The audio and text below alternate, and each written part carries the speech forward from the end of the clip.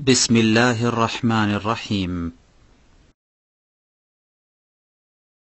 ومن أحسن قولا ممن دعا إلى الله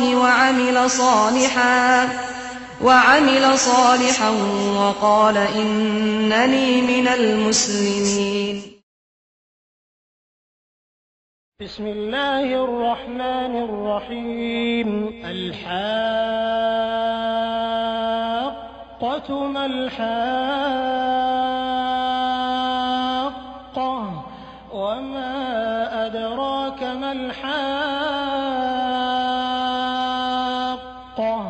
كذبت ثمود وعاد بالقارعة فأما ثمود فأهلكوا بالطاغية وأما عاد فأهلكوا بريح صرصر عاتية سخرها عليهم 7 ليال و8 أيام حسوما.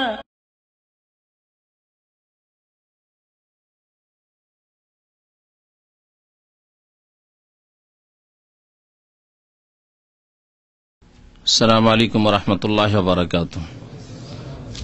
إن الحمد لله نحمده ونستعينه ونستغفره ونعوذ بالله من شرور أنفسنا ومن سيئات أعمالنا من يهده الله فلا مضل له ومن يضلله فلا هادي له وأشهد أن لا إله إلا الله وحده لا شريك له وأشهد أن محمدا عبده ورسوله صلى الله تعالى عليه وعلى آله وصحبه وسلم تسليما كثيرا. أما بعد فأعوذ بالله من الشيطان الرجيم. بسم الله الرحمن الرحيم. الحاقة ما الحاقة وما أدراك ما الحاقة كذبت ثمود وعاد بالقارية فأما ثمود فأهلكوا بالطاغية وأما عاد فأهلكوا بريح صرصر عاتية سخرها عليهم 7 ليال و8 أيام حسوما فترى القوم فيها سرعا كأنهم أعجاز نخل خاوية.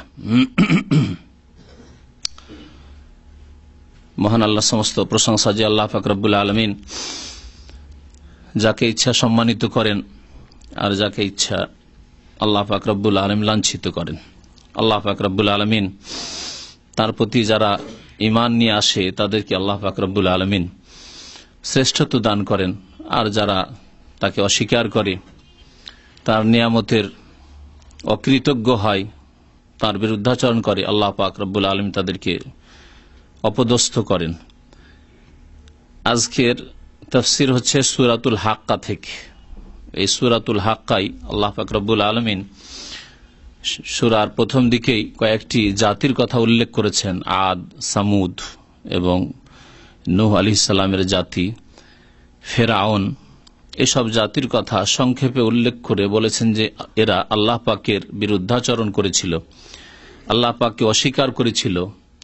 তখন আল্লাহ পাক রব্বুল আলামিন তাদেরকে বিভিন্ন রকমের আযাব দিয়ে, গজব দিয়ে ধ্বংস করেছিলেন। এই সূরাতুল হাক্কা নবী করিম সাল্লাল্লাহু আলাইহি সাল্লামের মক্কি জীবনে নাজিল হয়। মক্কি জীবনের বাহ্যিক লক্ষণ হচ্ছে আয়াতগুলি খুব ছোট ছোট, আর অর্থের দিক দিয়ে লক্ষণ হচ্ছে যে তার বিষয়বস্তু হচ্ছে তাওহীদ, আখিরাত, ঈমান, রাসূলের প্রতি ঈমান, জান্নাত, জাহান্নাম, এসবগুলি বিষয়বস্তু হচ্ছে মক্কার বিষয়বস্তু। যখন বিভিন্ন মাসলা মাসাইল, বিধিবিধান, নামাজ শেষ দিকে, যদিও নামাজের বিধান এসছে মক্কি জীবনের শেষ দিকে, রোজা, যাকাত, হজ, পর্দা, এগুলি মদিনায় এসে নাজিল হয়েছে এসব বিধান। তো অর্থের দিক দিয়েও আমরা বুঝতে পারি, যদিও লিখা না থাকে তাফসীরি কিতাবে, কিন্তু অর্থের দিক দিয়ে লক্ষ্য করলে অনেক সময় বোঝা যায় যে এই সূরাগুলি বা আয়াতগুলি সাধারণত মক্কি জীবনের হতে পারে। আর শব্দের দিক দিয়ে কোরআনে কারীমের আলফাজ, বাক্যের দিক দিয়ে লক্ষ্য করলেও বোঝা যায় যে মক্কি জীবনে যে আয়াতগুলি নাজিল হয়েছে সেই আয়াতগুলি খুব ছোট ছোট, কারণ তাতে ঈমানি বিষয়গুলি আলোচনা করা হয়েছে। আর ঈমানি বিষয়ের জন্য অত বিস্তারিত আলোচনা আর বা বিস্তারিত বাক্যের, লম্বা বাক্যের, দীর্ঘ কথার প্রয়োজন হয় না অনেক সময়। পক্ষান্তরে যখন বিধিবিধান বর্ণনা করতে হবে তখন দীর্ঘ কথার প্রয়োজন রয়েছে। এই জন্য মক্কি জীবনে বিধিবিধান, মাসলা মাসাইল যখন নাজিল হয়েছে আয়াতগুলি বড় ধরনের হয়েছে। আল্লাহ পাক রব্বুল আলামিন ইরশাদ করছেন এই আয়াতের শুরুতে কিয়ামত সম্পর্কে। কিয়ামতের অনেকগুলি নাম আছে, কিয়ামত একটি নাম তার, আল কিয়ামাহ, ইয়াউমুল কিয়ামা, ওয়া নাদাউল মাওয়াজিন আল কিসতা লিয়াউমিল কিয়ামাহ। আল্লাহ পাক রব্বুল আলামিন ইয়াউমুল কিয়ামা কোরআন কারীমে উল্লেখ করেছেন। কিয়ামতকে কিয়ামত এই জন্য বলা হয় যে সেই দিনটি প্রতিষ্ঠিত হবে, সেই দিনটি কায়েম হবে, আল্লাহ পাক রব্বুল সেদিন বিচার কায়েম করবেন। সেই দিন এই অর্থেও নেওয়া যেতে পারে সেই দিন সবাইকে কবর থেকে আল্লাহ পাক দণ্ডায়মান করবেন এবং আল্লাহর সামনে হাজির হইতে হবে। আর সেই দিনকে আস-সাআ বলা হয়। ইয়াসআলুনাকা আনিস সাআ, লোকেরা আপনাকে জিজ্ঞাসা করে হে নবী সাল্লাল্লাহু আলাইহি ওয়াসাল্লাম সাআ সম্পর্কে। সাআ মানে আজকালকার জামানায় ঘড়ি, সাআ মানে ঘড়ি, আর সাআ মানে ঘন্টা হয়, আর সাআ মানে সময় হয়, মুহূর্ত হয়, ইত্যাদি অর্থে আসে। সাআ এই জন্য বলা হয়েছে একটি এমন সময় যেই সময়টি মানুষের জন্য চূড়ান্ত ফয়সালার সময়, এবং সেই সময়ের প্রতীক্ষায় সমস্ত মানুষ আছে। সেখানে আল্লাহ পাক রব্বুল আলামিনের পক্ষ থেকে ফয়সালা হবে যারা আল্লাহর প্রতি বিশ্বাস রাখে। দুনিয়াতে অনেক সময় আপনি ন্যায্য অধিকার পেলেন না, আপনি আপনার হক পেলেন না, আপনি মজলুম নির্যাতিত হলেন, জুলম অত্যাচারের শিকার হলেন, কিন্তু ওই সময়টি এমন একটি সময়, কিয়ামতের সময়, যে সময় আপনি আপনার ফয়সালা, ন্যায্য হক, ন্যায্য প্রাপ্য অবশ্যই পাবেন। এই ঈমান আমাদের আছে। এর একটি নাম হচ্ছে আল হাক্কা। এই সূরায় আল্লাহ পাক রব্বুল আলামিন 3টি নাম উল্লেখ করেছেন, একটি নাম দিয়ে শুরু করেছেন এবং 3 বার করে ওই নামটি উল্লেখ করেছেন। আল হাক্কা তুমাল হাক্কা ওমা আদরাকা মাল হাক্কা। আল হাক্কা, হক থেকে, হক মানে সত্য, হক মানে সত্য, তাহলে আল হাক্কা মানে সত্য বিষয়, সত্য বিষয় বা নিশ্চিত বিষয়, এমন এক বিষয় যা সংঘটিত হওয়া নিশ্চিত, হবেই হবে, তা এটি কোনো সন্দেহ নেই। এজন্য কিয়ামতের একটি নাম হচ্ছে হাক্কা। আর এই শব্দটিকে নিয়ে যা 3 বার করে এসেছে, প্রথম আয়াতে, দ্বিতীয় আয়াতে, তৃতীয় আয়াতে, একে নিয়ে নামকরণ হয়েছে এই সূরার, সূরাতুল হাক্কা। তারপরে আল্লাহ পাক রব্বুল আলামিন এই সূরায় আরেকটি কিয়ামতের নাম উল্লেখ করেছেন আল কারিয়া। যে নামে একটি সূরা আছে, আল কারিয়া তুমাল কারিয়া ওমা আদরাকা মাল কারিয়া, একই ভঙ্গিমাই, আল হাক্কা তুমাল হাক্কা ওমা আদরাকা মাল হাক্কা, আল কারিয়া তুমাল কারিয়া ওমা আদরাকা মাল কারিয়া। কিয়ামতের আরেক নাম হচ্ছে কারিয়া। কারা মানে নক করা। এজন্য আজকাল যে দরজা নক করার ক্ষেত্রে যে শব্দটি আরবিতে ব্যবহার করা হয় সেটা হচ্ছে কারাল বাব, সে দরজায় নক করলো, দরজায় খটখটালো। তো কারা থেকে আল কারিয়া। কিয়ামতকে কারিয়া কি জন্য বলা হয়? এই জন্য বলা হয় যে সেই দিন, এই কিয়ামতের দিনের যে ভয়াবহতা মানুষের অন্তর পর্যন্ত নক করবে। অনেক সময় সামান্য কিছু ভয় থাকে, মানুষের শরীরের উপরে প্রভাব পড়ে, অন্তরের উপরে প্রভাব পড়ে না, কিন্তু যেই ভয় ভীতির প্রভাব অন্তরের অন্তরস্থলে পৌঁছে যায় আর শরীরের অঙ্গ প্রত্যঙ্গে তো পৌঁছে, সে হচ্ছে আসল ভয়। এমন এক ভয়ঙ্কর অবস্থা হবে যা মানুষের অন্তরকে নক করবে, আল কারিয়া। তো আল্লাহ পাক রব্বুল আলামিন ইরশাদ করছেন আল হাক্কা তুমাল হাক্কা, সুনিশ্চিত দিবস, আল হাক্কা। মাল হাক্কা, সুনিশ্চিত দিবস কি বা সুনিশ্চিত বিষয় কি? ওমা আদরাকা মাল হাক্কা। মাল হাক্কা মা মানে কি? মাল হাক্কা মানে সুনিশ্চিত বিষয় কি বা সত্য বিষয় কি? তারপরে আল্লাহ পাক রব্বুল আলামিন বলছেন ওমা আদরাকা মাল হাক্কা, তোমাকে যে জিজ্ঞাসা করছি তুমি জানবে বা কি করে যে হাক্কা কি জিনিস, সুনিশ্চিত বিষয় কি জিনিস? যদি আল্লাহ পাক না জানান, যদি তাঁর রাসূল সাল্লাল্লাহু আলাইহি ওয়াসাল্লামের মাধ্যমে আমরা না জেনে থাকি, তাহলে কিয়ামত সম্পর্কে জানতাম না। আল্লাহ পাক রব্বুল, এমনকি রাসূলুল্লাহ সাল্লাল্লাহু আলাইহি ওয়াসাল্লামকে কোরআনে কারিমে বলছেন মা তাদরি মাল কিতাব ওয়াল ঈমান, তুমিও জানতে না হে মুহাম্মদ সাল্লাল্লাহু আলাইহি ওয়াসাল্লাম যে কিতাব কোরআনুল কারীম বা কি জিনিস, আর ঈমানই বা কি বিষয়, কিছুই জানতে না যদি আল্লাহ পাক না জানাতেন, অজ্ঞতাই থেকে যেতে। তো আল্লাহ পাক রব্বুল আলামিনের বিশেষ অনুগ্রহ যে আল্লাহ পাক রব্বুল আলামিন ঈমান নিয়ে আসার তৌফিক দান করেছেন, সঠিক আমাদেরকে ইলম এবং জ্ঞান দান করেছেন এবং সত্য পথে চলার তৌফিক দান করেছেন। সবকিছু আল্লাহ পাক রব্বুল আলামিনের দান এবং অনুগ্রহ। ওমা আদরাকা, তুমি জানবে কি করে বা তোমাকে কি বস্তু জানাবে, মাল হাক্কা, যে এই সুনিশ্চিত বিষয়টি কি বা সত্য বিষয়টি কি, সেটি হচ্ছে কিয়ামত। তা হচ্ছে কিয়ামত। কাযযাবাত সামুদ ওয়া আদম বিল কারিয়া। তারপর আল্লাহ পাক রব্বুল আলামিন দুটি জাতির কথা উল্লেখ করেছেন। এই জাতিগুলি অত্যন্ত প্রাচীন জাতি, খুব প্রাচীন জামানার লোকেরা, সামুদ সম্প্রদায় এবং আদ সম্প্রদায়। সামুদ সম্প্রদায়ের নবীর নাম কেউ বলতে পারেন? হ্যাঁ, কে বলল? নূহ। হ্যাঁ, সালেহ। সালেহ। ওয়াইলা সামুদ আখাহুম সালেহা। কোরআনে কারীমে আল্লাহ পাক বলছেন যে সামুদ সম্প্রদায়ের কাছে আমি প্রেরণ করেছিলাম তাদেরই ভাই, মানে তাদের গোত্রের নবী সালেহ আলাইহিস সালামকে। ওয়াইলা আদিন আখাহুম, কে বলতে পারেন? হুদান। এবং আদ সম্প্রদায়ের কাছে তাদেরই ভাই, তাদের গোত্রের এক নবী পাঠিয়েছিলাম যার নাম হচ্ছে হুদ আলাইহিস সালাম। তো আল্লাহ পাক উল্লেখ করেছেন এখানে সামুদ এবং আদের কথা। কাযযাবাত সামুদ ওয়া আদম বিল কারিয়া। সামুদ সম্প্রদায় এবং আদ সম্প্রদায় আল কারিয়াকে তারা মিথ্যা মনে করেছিল। কাযযাবা মানে মিথ্যা মনে করা, মিথ্যা সাব্যস্ত করা, বিশ্বাস না করা। আর কাযাবা মানে মিথ্যা বলা। কাযাবা মানে মিথ্যা বলা, কিন্তু এখানে আল্লাহ মিথ্যা বলার কথা বলেনি, মিথ্যা প্রতিপন্ন করা। মিথ্যা মনে করেছিল না, এসব মিথ্যা কথা, ভুল কথা, ভিত্তিহীন কথা।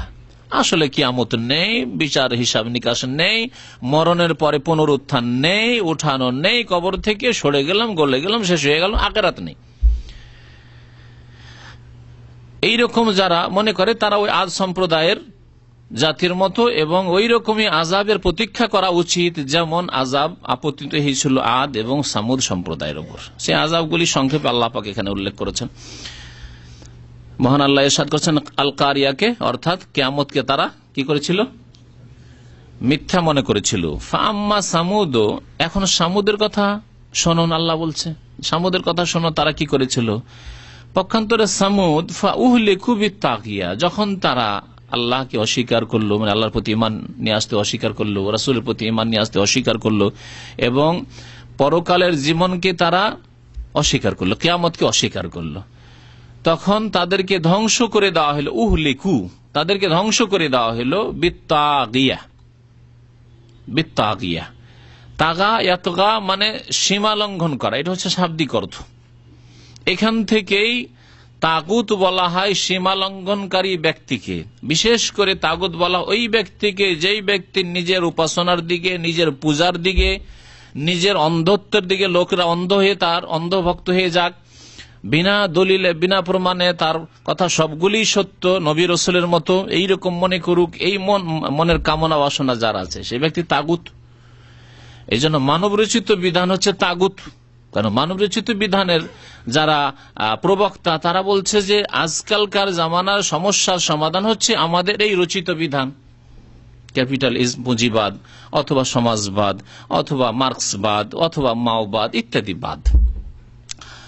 তো এগুলি হচ্ছে তাগুতের বিধান।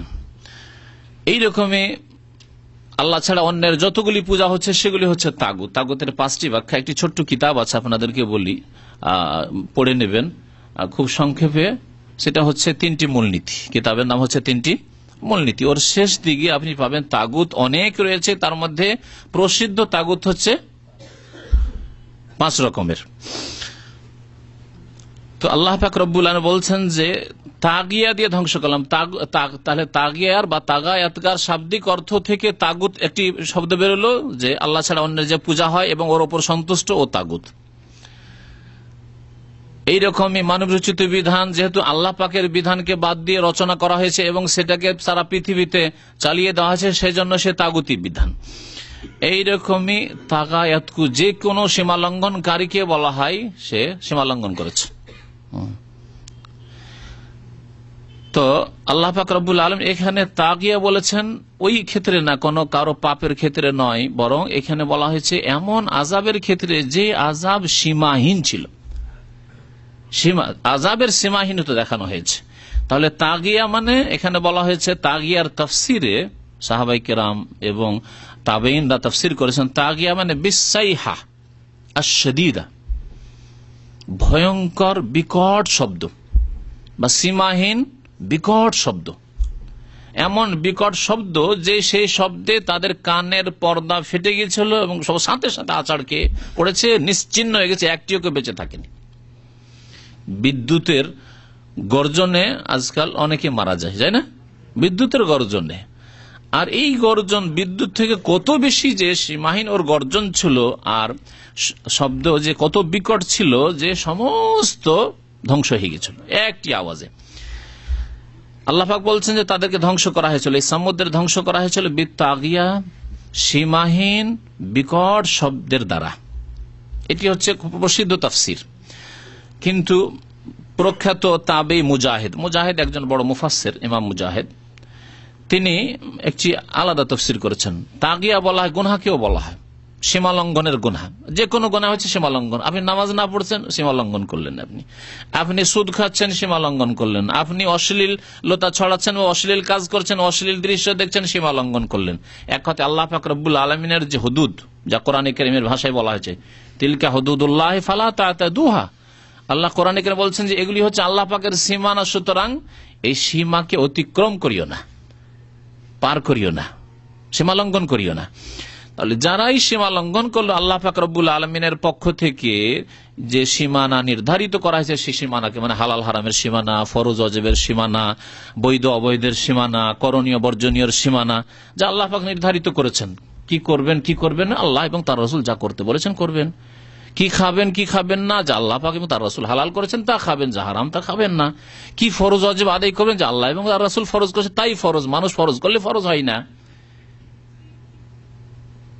এইভাবে আল্লাহ পাক রব্বুল আলামিনের যে হুদুদ মানে সীমানা রয়েছে, সেটাকে সীমা লঙ্ঘন করা হচ্ছে যে কোনো গুনাহ।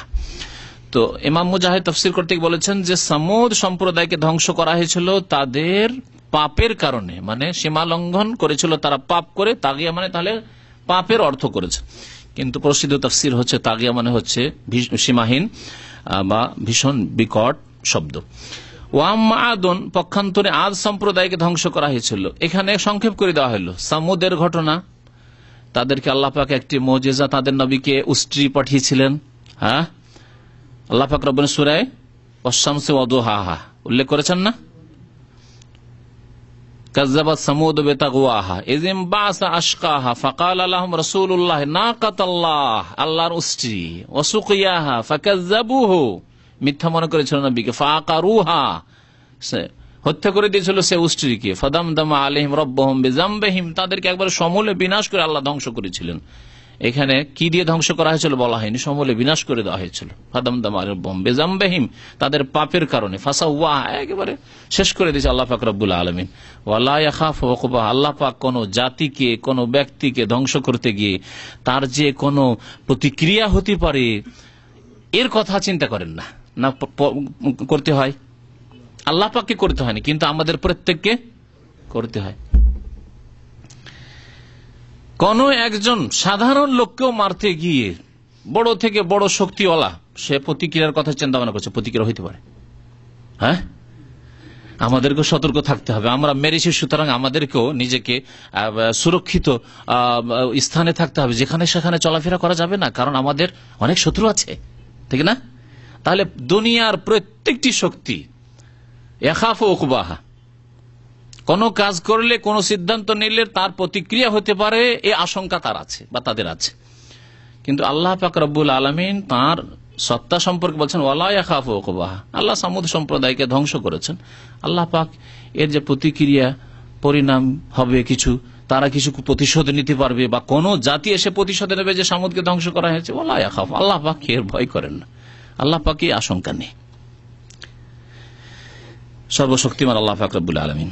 তো সামুদ সম্প্রদায় কোন এলাকায় বাস করত এটা একটা জানার বিষয়, যদিও না জানলেও চলে, কিন্তু যদি আমাদের কাছে কোরআন হাদিস থেকে সত্য জ্ঞান থাকে তাহলে জানলে কোনো দোষ নেই।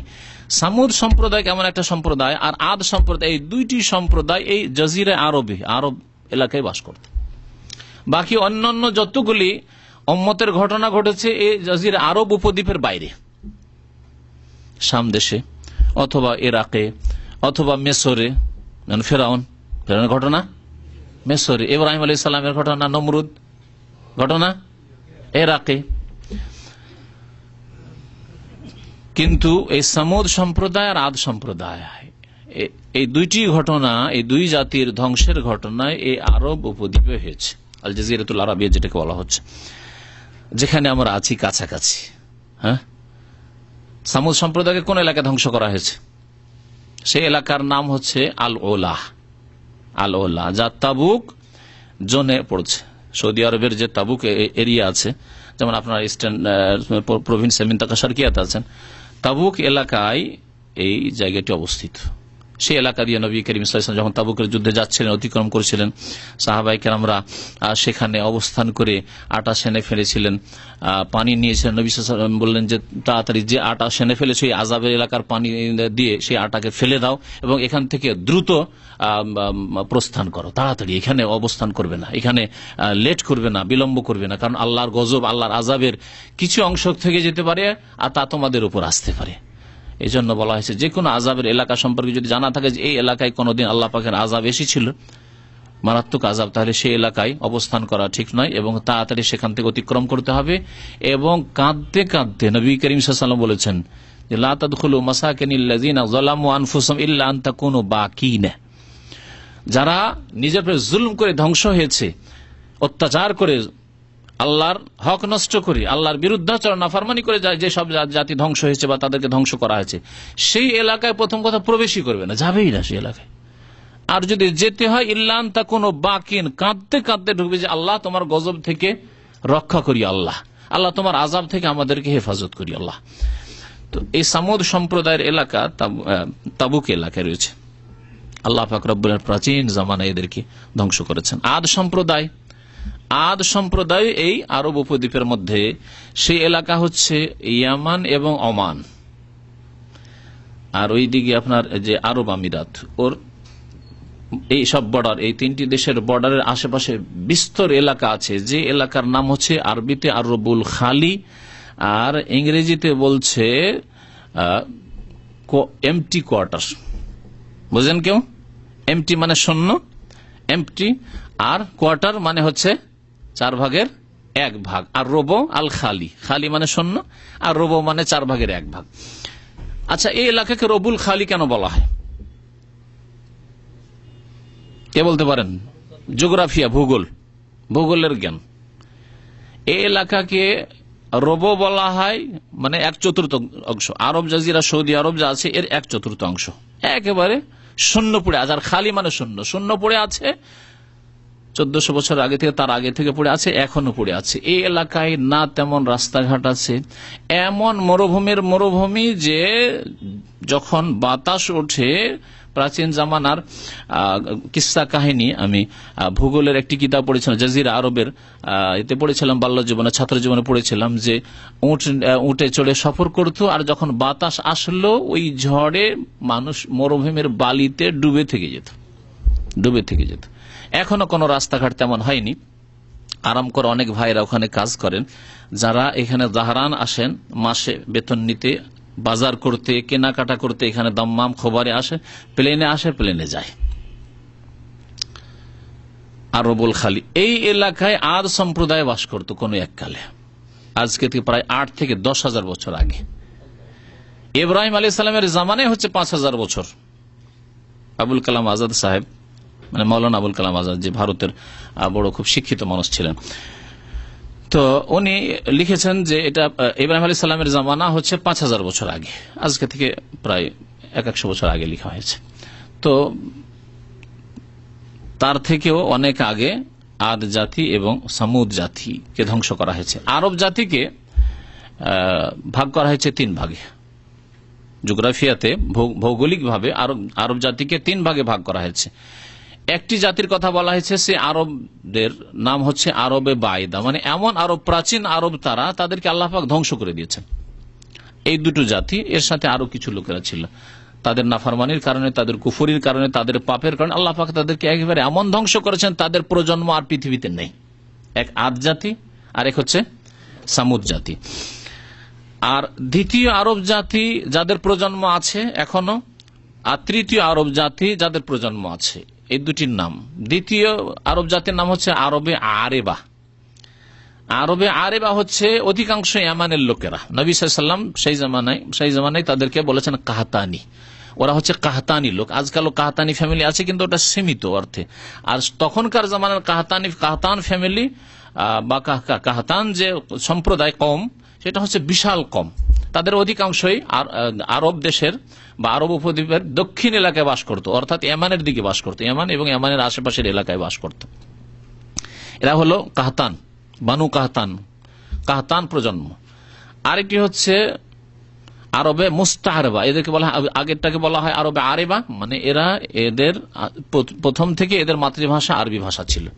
আর তৃতীয় সম্প্রদায় আরবদের হচ্ছে আরবে মুস্তাআরবা।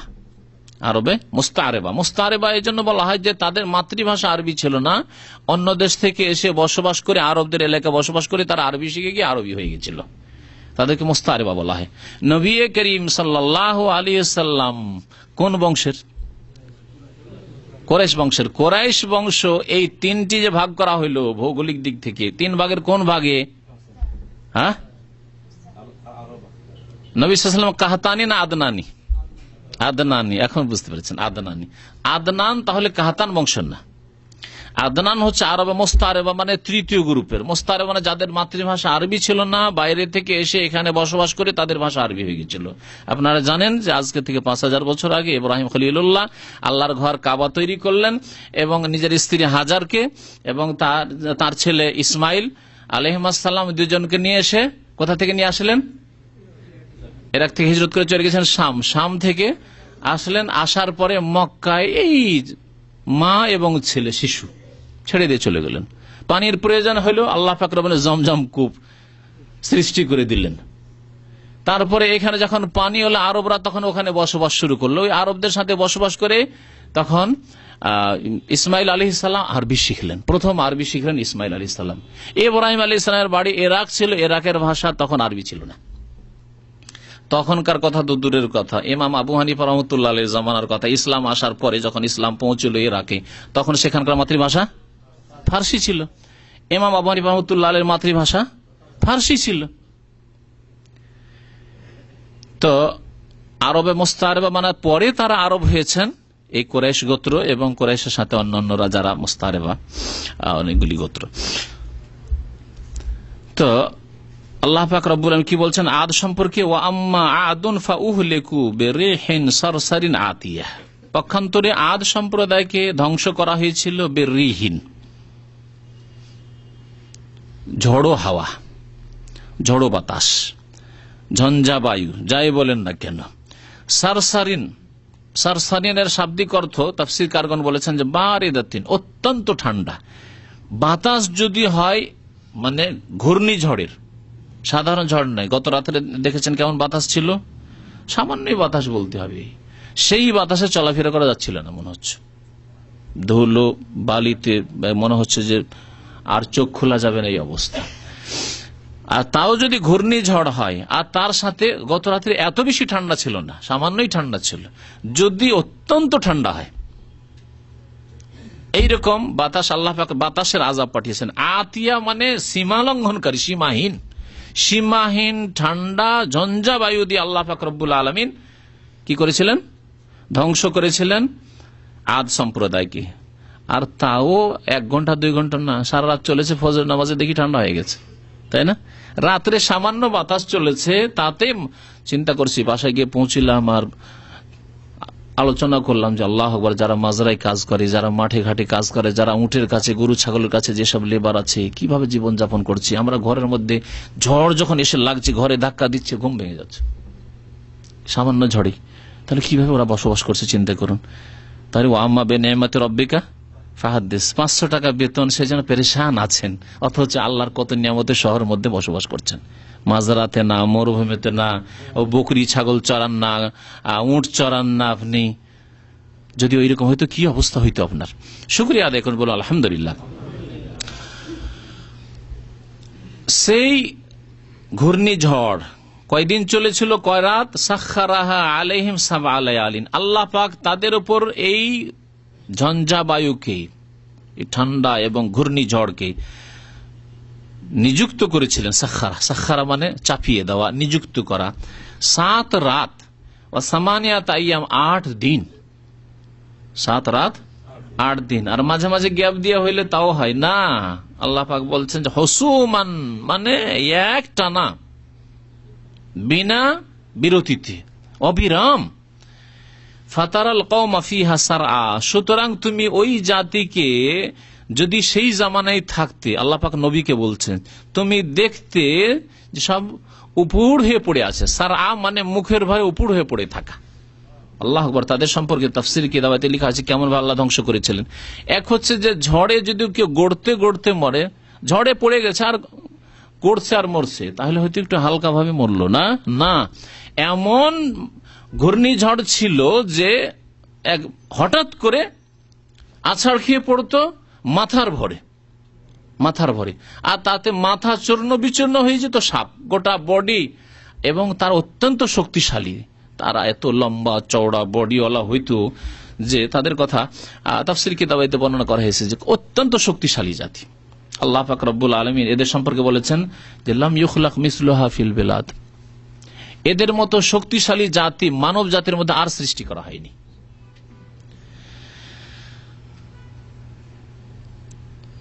সাত রাত আর 8 দিন ধরে এই ঘূর্ণিঝড় চলতে আছে। আল্লাহ পাক বলছেন যে তুমি এই জাতিকে দেখতে বা দেখবে ফিহা, ওই এলাকায় সারআ, উপুড় হয়ে পড়ে থাকা অবস্থায়, গোটা ধড় পড়ে আছে, বডি পড়ে আছে, মাথায় আঘাত লেগেছে, মাথা চূর্ণ বিচূর্ণ হয়ে গেছে, শেষ হয়ে হালাক হয়ে গেছে। কান্নাহুম আজাজু নাখলিন খাওয়িয়া, কেমন হয়ে পড়ে আছে, মনে হচ্ছে যে তারা আজাজ, আজাজ মানে হচ্ছে কাণ্ড, আর নাখল মানে খেজুরের গাছ, নাখল মানে খেজুরের গাছ, আর খাওয়িয়া মানে শূন্য, খালিয়া, খাওয়িয়াতুন মানে শূন্য, খালিয়া। আও কাল্লাযী মাররা আলা কারিয়াতিন ওয়া হিয়া খাওয়িয়াতুন আলা উরুশিহা। ওজাইরের ঘটনা আল্লাহ পাক রব্বুল আলামিন বর্ণনা করতে গিয়ে বলেছেন এক জনপদের কথা, এক বস্তির কথা, গ্রামের কথা, যে খাওয়িয়াতুন আলা উরুশিহা, ধ্বংস হয়ে পড়ে আছে, শূন্য হয়ে পড়ে আছে, জনহীন হয়ে পড়ে আছে। তো খাওয়িয়া মানে খালিয়া।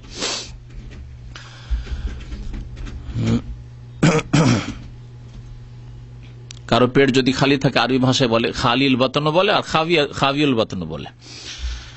তো আল্লাহ পাক রব্বুনা বলছেন যে কেমন হয়ে তারা পড়েছিল ধ্বংস হয়ে, যেন তারা পুরাতন খেজুরের কাণ্ডের মতো। পুরাতন খেজুরের কাণ্ড পড়ে আছে আর পড়ে শুকিয়ে গেছে, তাতে আর কোনো শক্তি নেই।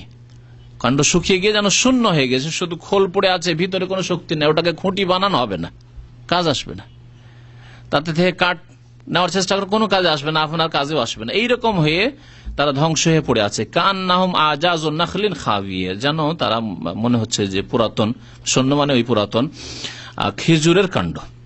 ফাহাল তারা লাহুম মিন বাকিয়া, তাদের অবশিষ্ট কিছু আছে কি তুমি দেখতে পাচ্ছ? আল্লাহ নবীকে জিজ্ঞাসা করছেন, আদকে আমি ধ্বংস করেছি, সামুদকে ধ্বংস করেছি, আর তারা এই আরব এলাকার মধ্যে আছে। যখন মক্কার লোকেরা, কুরাইশরা সফর করত, নবী করিম সাল্লাল্লাহু আলাইহি ওয়াসাল্লাম বাণিজ্য সফর করেছেন শাম দেশের দিকে, তখন ওই তাবুক হয়ে ওই দিক দিয়ে সফর করতেন। দেখেছ আছে সামুদ সম্প্রদায়ের কেউ বেঁচে আছে? ইয়ামানের দিকে গেলে ওই এলাকাগুলি আসবে, আছে কেউ বেঁচে আছে আদ সম্প্রদায়ের? আল্লাহ বলছেন ফাহাল তারা লাহুম মিন বাকিয়া, তাদের কিছু অবশিষ্ট আছে? যদি আল্লাহর আযাব হালকা আযাব হইতো তো আর হাজারে 1-2 তো বেঁচে থাকতো। 1000 লোকের উপর আল্লাহর আযাব এসছে, কিছু তো বেঁচে আছে। যেমন জলোচ্ছ্বাস, সুনামি হইলো, সুনামি ইন্ডোনেশিয়া হইলো, সুনামি শ্রীলঙ্কায় হইলো, হাজার হাজার লক্ষ লক্ষ লোক মারা গেছে, কিন্তু কিছু তো বেঁচে আছে, কিছু তো বেঁচে আছে। আল্লাহ বলছেন এমন আযাব পাঠিয়েছিল আদ সামুদের উপর যে ফাহাল তারা লাহুম মিন বাকিয়া, কিছু বাকি আছে, অবশিষ্ট কি আছে দেখতে পাবে যে এটা হচ্ছে আদের বংশের কোন লোক, এটা সামুদ বংশের কোন লোক না, আরব বাদিয়া সমস্ত ধ্বংস হয়ে গেছে, ওদের প্রজন্মের একটিও নেই। আল্লাহ পাক তারপরে ফিরআউনের কথা সংক্ষেপে উল্লেখ করেছেন, ওয়াজা ফিরআউন ওয়া মান ক্বাবলাহু, ফিরআউন এবং তার পূর্বে যারা এসেছিল, তাগুত যারা আল্লাহর বিরুদ্ধাচরণকারী, ওয়াল মুতাফিকাতু, এবং ওই সব বস্তি, ওয়াল মুতাফিকাতুর আগে কারিয়া শব্দটি এখানে উজ্জ্ব আছে, মানে ওই সব গ্রাম, যে সব গ্রামকে উল্টিয়ে দেওয়া হয়েছে। মুতাফিকা মানে উল্টিয়ে দেওয়া, ফাআন্না ইউফাকুন, কোরআনে কারিমে তারা উল্টে কোন দিকে যাচ্ছে, দিনের দিকে না এসে, ইমানের দিকে না এসে, আল্লাহ এবং রাসূলের দিকে না এসে। ফাআন্না ইউফাকুন ওয়ালাইন সাআলতাহুম মান খালাকাস সামাওয়াতি ওয়াল আরদ লা ইয়াকুলান্না আল্লাহ ফাআন্না ইউফাকুন। মক্কার আরবের মুশরিক কাফিরদেরকে, কুরাইশদেরকে যখন জিজ্ঞাসা করা হইতো যে আসমান জমিন কে সৃষ্টি করেছে, তখন তারা বলতো আল্লাহ। লাতো সৃষ্টি করেনি, উজ্জাও সৃষ্টি করেনি, মানাতো সৃষ্টি করেনি, হোবালও সৃষ্টি করেনি, এইসব দেবী দেবতা সৃষ্টি করেনি। কে সৃষ্টি করেছে? আল্লাহ। আল্লাহ বলছেন আসমান জমিন আল্লাহ সৃষ্টি করলেন, তো এবাদত আবার লাত, উজ্জা, মানাত, হোবালের কেন? আল্লাহ ওপর আল্লাহ, আসমান জমিন সবকিছু সৃষ্টি করে ওপর আল্লাহ বলছেন, তো আবার সরস্বতী আর ওই কালী আর অমুক তমুকের এসবের পূজা কেন? গঙ্গার যমুনার পূজা কেন? আবার খবর মাজারের পূজা কেন? সৃষ্টি করলেন তোমাকে আল্লাহ? না জিলানি সৃষ্টি করেছে, না খাজা মঈনুদ্দিন চিশতি সৃষ্টি করেছে, না আটরসি মাইজ ভান্ডার শাহজালাল সৃষ্টি করেছে? তাদেরকে কে সৃষ্টি করেছে? আল্লাহ পাক যিনি সৃষ্টি করেছেন। যখন আল্লাহ সৃষ্টি করলেন তোমাদেরকে, আসমান জমিন সবকিছুই, তাহলে আল্লাহ পাকের ইবাদত বন্দেগী করো। ফাআন্না ইউফাকুন, আবার উল্টে কোন দিকে যাচ্ছ? ইউফাকুন আল্লাহ এখানে বলছেন, ওই ইউফাকুন থেকে ওয়াল মুতাফিকাতু, ওই সব বস্তি, যেসব বস্তিকে আল্লাহ পাক আযাব গজব দিয়ে উল্টিয়ে দিয়েছেন, উল্টে পাল্টিয়ে দিয়েছেন। তার মধ্যে একটি বস্তির কথা জানা আছে, এলাকার কথা, যেই দেশকে আল্লাহ পাক একেবারে নিচে থেকে নিয়ে উল্টিয়ে দিয়েছেন কয়েকবার করে। হ্যাঁ, লূত আলাইহিস সালামের সম্প্রদায় সাদ্দুম এলাকা, আর উল্টিয়ে দেওয়ার পরে কয়েকবার উল্টে দেওয়ার, প্রথম আল্লাহ ধ্বংস করেছেন তাদেরকে, তারপরে উল্টিয়ে দিয়েছেন, আর তারপর আকাশের উঠিয়ে ফেরেশতা জিবরাইল আলাইহিস সালাম উঠিয়ে আকাশ থেকে আবার উল্টিয়ে দিয়েছেন। তারপরে আল্লাহ পাকের গজব শেষ হয়নি, আল্লাহ পাক তাকে সমুদ্র বানিয়ে দিয়েছেন, মৃত সাগর।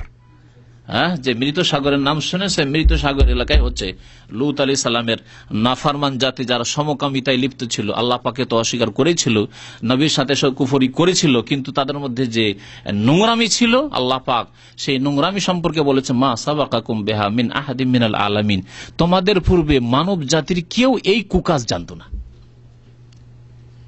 এত নোংরা কাজ কেউ জানতো না, যে পুরুষ পুরুষের কাছে যায়, পুরুষ পুরুষের কাছে গিয়ে যৌন চাহিদা পূরণ করে। মা সাবাকাকুম বিহা মিন আহাদিম মিনাল আলামিন, আল্লাহ পাক ওই রকমই আযাব তাদেরকে দিয়েছিলেন।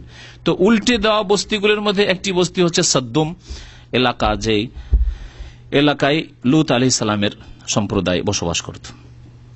আল্লাহ পাক বলছেন যে ফিরআউন এবং তার পূর্বের নাফরমানরা ওয়াল মুতাফিকাত, আর ওই সব বস্তির লোকেরা, যে সব বস্তিকে আল্লাহ পাক গজব দিয়ে উল্টে দিয়েছেন, এরা কি করেছিল? জাবিল খাতিয়া, মানে পাপের কাজ করেছে। জাবিল খাতে মানে পাপ নিয়ে এসেছিল। যখন আল্লাহ পাকের সামনে, আল্লাহর জমিনে পাপ নিয়ে আসলো, আল্লাহ কি করলেন? ধ্বংস করে দিলেন। তাহলে জাবিল খাতিয়া মানে তারা গুনাহ নিয়ে এসেছে, মানে গুনার কাজ, পাপাচারে লিপ্ত হয়েছিল। ফাসাউ রাসূল রব্বিহিম, সুতরাং তারা তাদের রবের যে রসুল, প্রত্যেক জাতির কাছে রসুল নবী এসেছিলেন, তারা বিরুদ্ধাচরণ করেছিল, নাফরমানি করেছিল। তাহলে পাপ মানে শুধু জেনা করা নয়, পাপ মানে শুধু মদ খাওয়া নয়, পাপ মানে শুধু আপনার যেগুলো সামাজিক অপরাধ, যেগুলি মানুষের কাছে মানুষ হিসাবে অপরাধ, সেগুলি না, সুদ খাওয়া, ঘুষ খাওয়া নয়। পাপ, সবচেয়ে বড় পাপ হচ্ছে আল্লাহকে অস্বীকার করা, বা আল্লাহর সাথে কাউকে শরীক করা, কবর মাজারে সেজদা করা, দেবী দেবতাকে সেজদা করা, আল্লাহ ছাড়া অন্য কোনো কিছুকে সেজদা করা, অন্য কারো কাছে আরাধনা উপাসনা করা, কামনা করা। এবং তারপরের পাপ হচ্ছে আল্লাহ যে রাসূল পাঠিয়েছেন, রাসূলকে না মানা, বা রাসূলের নাফরমানি করা, রাসূলের তরিকা বাদ দিয়ে নিজের তরিকা আবিষ্কার করা। তাহলে এই দুই পাপে জড়িত কারা? হয় মুশরিক, আর না হলে বিদাতি। মুশরিকরা আল্লাহর একত্বকে অস্বীকার করেছে, শিরক করেছে তাওহীদের জায়গায়, আর বিদাতিরা নবী করিম সাল্লাল্লাহু আলাইহি সাল্লামের নাফরমানি করেছে, তার জন্য আযাব। দেখেন, ফাসাউ রাসূলা রব্বিহিম, এই জাতিগুলিকে আল্লাহ কেন ধ্বংস করেছিলেন? কারণ তারা রবের রসুলের নাফরমানি করেছিল। শুধু এই কথা আল্লাহ বলেন যে তারা মিথ্যা মনে করেছিল, নাফরমানি করেছিল, বিরুদ্ধাচরণ করেছিল। আজকাল যারা ঈদে মিলাদুন নবী করে, তারা একথা বলে না যে নবী সাল্লাল্লাহু আলাইহি ওয়াসাল্লাম করেছেন বা করতে বলেছেন। কি যুক্তি? গত 2-3 দিন আগে এক ভাই বলছে, শুনে এলো তাদের ওই কবর পূজারী বিদাতি টিভি থেকে, বলছে যে খ্রিস্টানরা যদি ঈসা আলাইহিস সালামের করতে পারে, ওটা তো শুনতাম, ঈসা আলাইহিস সালামের বড়দিন পালন করতে পারে, জন্মদিবস যদি পালন করতে পারে 25শে ডিসেম্বরে, আর যদি আজকালকার লোকেরা কেক কেটে নিজের নিজের ছেলের যদি জন্মদিবস পালন করতে পারে, হ্যাঁ, তাহলে আমরা রাসূলুল্লাহ সাল্লাল্লাহু আলাইহি ওয়াসাল্লামের জন্মদিবস পালন করবো না? দেখেন দলিল কোথা থেকে শয়তান নিয়ে আসছে, যে ফাসেক লোকেরা, বেদিন লোকেরা নিজের ছেলে মেয়েদের জন্মদিবস পালন করে, বার্থডে পালন করে, সেই জন্য রাসূলুল্লাহর বার্থডে পালন করবে, ঈদে মিলাদুন নবী করবে। কত সুন্দর দলিল! না কোরআন না হাদিস, শয়তানের ওয়াহি, শয়তানের যুক্তি বুঝিয়েছে। সাধারণ মানুষের যদি বার্থডে পালন হয়, তো অসাধারণ ব্যক্তিত্ব যিনি রাসূলুল্লাহ সাল্লাল্লাহু আলাইহি ওয়াসাল্লাম, তার কেন হবে না? কোরআনেরও প্রয়োজন নেই, হাদিসেরও প্রয়োজন নেই। ফাসাউ রাসূল রাব্বিহিম, তাদের রবের রাসূলের নাফরমানি করলো, তখন আল্লাহ পাক কি করলেন? ফাআখাযাহুম আখযাতার রাবিয়া। রাবিয়া, রাবা ইয়ারবু মানে বেড়ে যাওয়া। এই জন্য সুদকে আরবিতে কি বলা হয়? রেবা। আপনি যা দিলেন তার উপর বাড়তি নিলেন। আপনি 1000 টাকা দিলেন আর 1100-1200 নিলেন মাসে বা বছরে। এইরকমই বন্ধক খাওয়া ভাইদেরকে বলছি, আর আপনাদের মধ্যে অনেকে আছে এই রোগে, মানে রোগাক্রান্ত, তাদেরকে বলছি, 50,000 টাকা ধার দিলেন আর 2 বিঘা বা 5 বিঘা বা 4 বিঘা জমি রাখলেন আপনি। হ্যাঁ হ্যাঁ, ঠিক আছে, তুমি সৌদি আরব যাচ্ছ, বা ঠিক আছে তুমি টাকা নিয়েছো ব্যবসা বাণিজ্য করার জন্য, তোমার টাকাটা তুমি যখন দেবে তখন তোমার জমি ফিরিয়ে দেব, আর এর মধ্যে যত ফসল হবে আমার পেটে সুদ খাবো। সুদ নয় এটা, রেবা নয়, স্পষ্ট সুদ। কেন জাতি বুঝে না? না এদেরকে বিভ্রান্ত করা হয়েছে, না এরা পেটের পূজা করছে, আল্লাহ পাক ভালো জানে। এই জন্য আমি বিশেষ একটা আলোচনাই করেছি বন্ধকের বিধান বলে, আমার আলোচনা অডিও আর ভিডিওতে আছে। এই জাতিকে সতর্ক করার জন্য সুদ থেকে হালাল করে খাচ্ছে মনে হচ্ছে। লোকজন যখন প্রশ্ন করে, খুব বেশি প্রশ্ন আসে, আমি বোঝাই যে আচ্ছা আপনি যদি আমাকে 1000 টাকা দেন আর 1100 নেন তো জায়েজ হবে? বলছেন না সুদ, না সুদ, এটা বুঝে আসছে। আচ্ছা ঠিক আছে, আপনি টাকার আকার না দিয়ে আমাকে টাকা দিলেন, বা আপনাকে আমি টাকা দিলাম আর আমার জমিটা আপনি রেখে দিলেন, জমিটা রেখে নিলেন আর টাকাটা আবার ফিরিয়ে নেবেন, ফুল টাকাটাও নিয়ে নিলেন, টাকার বদল টাকা, ঠিক আছে 1 লাখ টাকা 1 লাখ টাকাই নিলেন আপনি, আর 10 মণ ফসল খেলেন, এটা আবার কি? ওখানে যদি 1100-100 টাকা খেলে ওটা সুদ হয়ে যায়, 1000 জায়গায় 1000 না নিয়ে 1100 নিলে সুদ হয়ে যায়, তাহলে 10 মণ ফসলটা সুদ হবে না? 5 মণ ফসলটা সুদ হবে না? একই জিনিস। বলছে হ্যাঁ, এবার বুঝতে পেরেছি। আল্লাহ পাক যেন হিদায়াত করে আমাদের জাতিকে। সুদ বড় কাবিরা গুনাহ, 7টি ধ্বংসাত্মক গুনাহ নবী করিম সাল্লাল্লাহু আলাইহি ওয়াসাল্লাম বলেছেন, তার একটি হচ্ছে সুদ। সুদের সাথে সংশ্লিষ্ট সমস্ত ব্যক্তির উপর অভিশাপ রয়েছে আল্লাহ এবং রাসূলের। সুদের সাথে জড়িত সমস্ত ব্যক্তি, যারা লিখে, এমনকি যারা সাক্ষী থাকে। অনেক সময় সুদী ব্যাংকে উইটনেস লাগে না, সাক্ষী দুটা, একটা অ্যাকাউন্ট খোলার জন্য, এই ক্ষেত্রেও লানত করা হয়েছে, এই ক্ষেত্রে লানত করা হয়েছে। আপনি সুদ টুদ খান না, কিন্তু গ্রামের মানুষ একজন 1000 টাকা একজনকে ধার দিচ্ছে, 1000 টাকা ধার দিচ্ছি, 1 মাস পরে দিবে, আমাকে 1100 টাকা দেবে, আপনি একটু সাক্ষীতে একটু নামটা লিখেন তো, আপনার একটু সই করেন যে আপনি সাক্ষী থাকলেন, আপনার উপর লানত।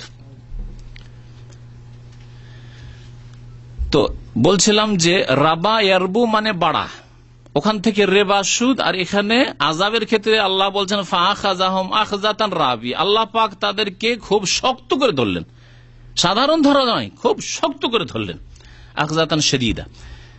তারপরে আল্লাহ পাক রব্বুল আলামিন নূহ আলাইহিস সালামের নৌযান তৈরি করার কথা বলছেন। ইন্না লাম্মা তাগাল মা, যখন জলোচ্ছ্বাস বেড়ে গেল, লাম্মা তাগাল মা, এখানে তাগায়াতুকু ব্যবহার করেছেন আল্লাহ পাক রব্বুল আলামিন। লাম্মা তাগাল মা, পানি যখন সীমা ছড়িয়ে গেল, জলোচ্ছ্বাস হয়ে গেল, হামালনাকুম ফিল জারিয়া, হে মানব জাতি তোমাদেরকে, তোমাদের পূর্বপুরুষদেরকে আমি নৌযানে, আল জারিয়া মানে সাফিনা, সাফিনা মানে নৌযান, পানি জাহাজ, আর জারিয়া মানে পানি জাহাজ, কারণ যারা ইয়াজরি মানে প্রবাহিত হওয়া বা ভেসে যাওয়া, তো এটা ভেসে চলে, সেই জন্য একে জারিয়াও বলা হয়। আল্লাহ পাক বলছেন ইন্না লাম্মা তাগাল, নিশ্চয়ই যখন পানি সীমা লঙ্ঘন করলো, হামালনাকুম ফিল জারিয়া, তখন দেখলাম যে মানব জাতি সব ধ্বংস হয়ে যাবে, আমি তখন তোমাদেরকে, অর্থাৎ মুমিনদেরকে, হে মুমিন তোমাদেরকে যারা আমার প্রতি ঈমান নিয়ে এসেছিলে, আমার রাসূল নূহ আলাইহিস সালামের প্রতি ঈমান নিয়ে এসেছিলে, তোমাদেরকে নৌযানে আমি সওয়ার করে নিলাম, হামালনাকুম নৌযানে উঠিয়ে নিলাম, লেনা জালাহা লাকুম তাযকিরা, যাতে করে এই ঘটনাকে তোমাদের জন্য আমি কি রাখি, উপদেশ স্বরূপ রাখি। এই ঘটনা নূহ আলাইহিস সালামের জাতির ধ্বংস করা, আর আল্লাহর প্রতি যারা ঈমান নিয়ে এসেছিল তাদেরকে আল্লাহ পাক নাজাত দিলেন এত ভয়ঙ্কর বন্যা প্লাবন থেকে, এটি তোমাদের জন্য উপদেশ স্বরূপ, এই ঘটনা উপদেশ স্বরূপ। আর কেউ কেউ বলেছেন না, লেনাজ আলাহা হা জামিরের মারজা হচ্ছে এই নৌজান আল জারিয়া ঘটনা, তাইলে বলবো না, কি বলবেন, এই পানি জাহাজ, এই পানি জাহাজটি তোমাদের জন্য যাতে করে কি থাকে, উপদেশ স্বরূপ থাকে। উপদেশ স্বরূপ থাকে কেমন কথা?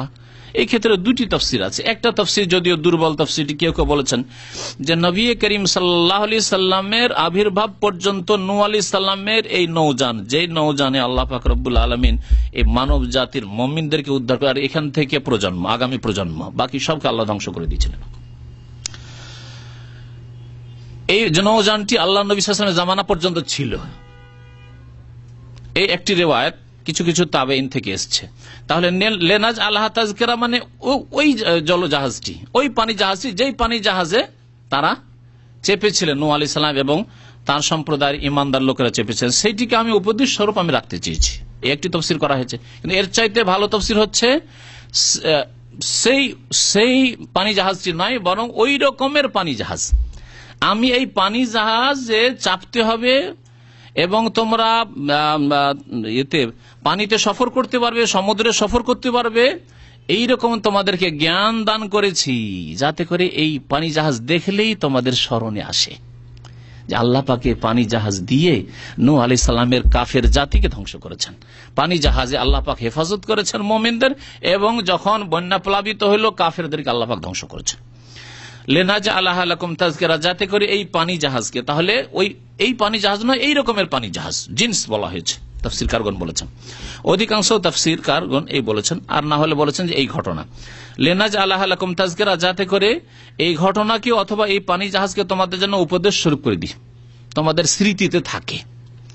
ওয়াতাইয়াহা ওজনু ওয়াইয়া, এবং তা সংরক্ষিত রাখতে পারে, একে সংরক্ষিত, এই ঘটনাকে সংরক্ষিত রাখতে পারে। ওজনুন মানে হচ্ছে কান, আর ওয়াইয়া মানে সংরক্ষণকারী।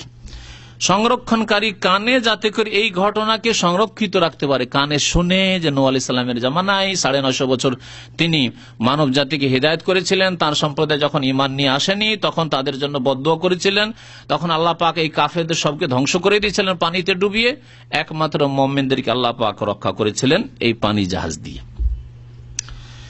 লিনাজআলাহা লাকুম তাযকিরাত ওয়া তাইয়াহা উযুনুন ওয়াইয়া। আল্লাহ পাক রব্বুল আলামিন তারপর ইরশাদ করছেন কিয়ামতের পূর্বাভাসের কথা, কিয়ামতের আগে যে সিংগায় ফুৎকার দেওয়া হবে।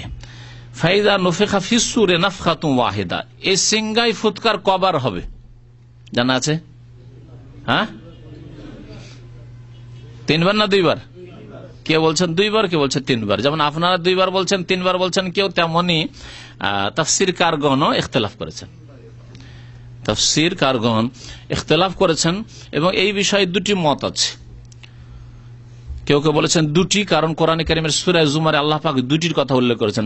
ফাইজা নুফিখা ফিস সূরা ফাসাইকা মান ফিস সামাওয়াতি ওয়া মান ফিল আরদি ইল্লা মান শাআল্লাহ সুম্মা নুফিখা ফিহি উখরা ফাইজা হুম কিয়ামুন ইয়ানজুরুন। তাহলে এখানে 2টি ফুকের কথা, ইসরাফিল আলাইহিস সালাম ফেরেশতা যে ফুঁক দিবেন সিংহায়, 2টির কথা আল্লাহ উল্লেখ করেছেন। কিন্তু অন্য আয়াতে আল্লাহ পাক বলেছেন ওয়া নুফিখা ফিস সূরি ফাফাজিয়া মান ফিস সামাওয়াতি ওয়া মান ফিল আরদ, সিংহায় ফুৎকার দেওয়া হবে, তখন আসমান জমিনে যত কিছু সৃষ্টি আছে, মানে ফেরেশতা, মালায়েকা, জিন, মানুষ, সব ঘাবড়িয়ে যাবে।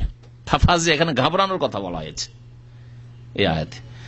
আর সূরা জুমারের আয়াতে কি বলা হয়েছে তরজমা করে দিতে তাহলে বোঝা যাবে, ওয়া নুফিখা ফিস সূরি ফাসাইকা, সিংহায় ফুৎকার দেওয়া হবে, তখন বেহুশ, আসমান জমিনে যা কিছু আছে বা যে কেউ আছে কি হবে, ফাসাইকা, বেহুশ হয়ে যাবে। বেহুশ হওয়া আর ঘাবড়িয়ে যাওয়া দুটো একই জিনিস না দুটো জিনিস? সঠিক আল্লাহ আলাম হচ্ছে দুটো জিনিস। যদি দুটো জিনিস হয় তাহলে এই 2টি ফুৎকার হয়ে গেল। আর তৃতীয় ফুৎকার হচ্ছে সুম্মা নুফিখা ফিহি উখরা, আবার ফুঁক দেওয়া হবে যখন, তখন কি হবে, এটা হচ্ছে নাফখাতুল বাস, পুনরুত্থান হবে। ফাইজা হুম কিয়ামুন ইয়ানজুরুন, সবাই কবর থেকে উঠবে, যারা কবরে চলে গেছে তার আগে, আর যারা কবরে যায়নি তাদের উপরে এই আযাব এসেছে। সিংহাই ফুৎকার দুনিয়াতে ছিল ওই জামানায়, এখন আল্লাহ পাক আত্মা দিবেন, সব উঠবে, সচেতন হয়ে উঠবে। কোথায় যেতে হবে? সব ছুটছে ওই কিয়ামতের মাঠের দিকে, ছুটো ওই দিকে। আল্লাহু আকবার। তো আল্লাহ পাক রব্বুল আলামিন তাহলে 3টি ফুকের কথা উল্লেখ করেছেন। এখানে আল্লাহ পাক 1টি ফুক বলেছেন সংক্ষেপে, ফাইজা নুফিখা ফিস সূরি নাফখাতুন ওয়াহিদা, যখন সিংহায় 1টি ফুঁক দেওয়া হবে। 1টির মানে শুধু 1টি নয়, বরং প্রথম ফুঁক দেওয়া হবে। এমন এক ফুঁক দেওয়া হবে, তখন কি হবে? হোমেলাতিল আরদু ওয়াল জিবাল, পৃথিবী এবং পাহাড়গুলিকে উঠিয়ে নেওয়া হবে। এত ভারী পাহাড় এবং এত ভারী জমিন তুলোর মতো হালকা হয়ে যাবে। সেও তুলো কেমন? ধুনা তুলো। আর বিনা ধুনা তুলো আবার ভারী হয়, তাই না? আর ধুনতে দেখেছেন ধুনিয়াদেরকে? হ্যাঁ, ধুনিয়ারে যে ধুনে রেডি করে ল্যাপ ভরার জন্য অথবা যে তোষকগুলি তৈরি করার জন্য শিমুল তুলা, দেখ কত যে হালকা হয়ে যায়, একটু বাতাস আসলে সব যাবে আপনার। এইরকম হালকা হয়ে যাবে এই পাহাড়। পাহাড় সম্পর্কে যতটা ওপরে দেখছেন পাহাড়, তার অনেক অনেক বেশি জমিনের তলায় আছে। এত ভারী পাহাড় আর এত ভারী জমিন, সাত জমিন সবকিছু কি হয়ে যাবে? হামেলাতুল আরজ, হালকা হয়ে যাবে, উঠিয়ে না হবে, উড়তে থাকবে। অসুইয়ারাতিল জিবাল ফাকানাত সারাবা, চলমান অবস্থায় উড়ছে বাদলের মতো, মেঘমালার মতো। ফাদুক্কাতা দাক্কাতা ওয়াহিদা, অতঃপর এই জমিন পৃথিবী এবং পাহাড়গুলিকে চূর্ণ বিচূর্ণ করে দেওয়া হবে একেবারে। দাক্কাতা ওয়াহিদা মানে একেবারে, একেবারে চূর্ণ বিচূর্ণ করে দেওয়া হবে, কোনো অস্তিত্ব থাকবে না।